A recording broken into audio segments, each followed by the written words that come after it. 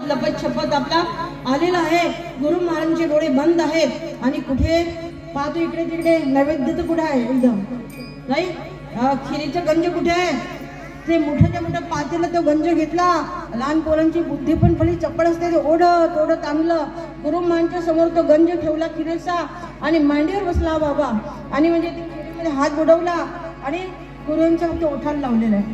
पण उष्ट होईल म्हणून ते गुरु महाराजांच्या ओठाला लावलेलं आहे आणि आपण खायला सुरुवात केलेली आहे. आणि सुरुवात केल्यानंतर महाराजांचा आवाज काढला. बीज कडकडला चालत ऐशोदा मला धावत आली. अगं बाई बाई म्हटले तिकडे खेळायला लावलं होतं. म्हटले हा चोर कधी आला. ऐसा पुराण प्रसिद्ध चोर, ऐसा पुराण प्रसिद्ध चोर, ऐसा पुराण प्रसिद्ध चोर, ऐसा पुराण प्रसिद्ध चोर. हो म्हटलं ऐसा पुराण प्रसिद्ध चोर. याला तिकडे सांभाळत दिलं होतं ते इकडे आला.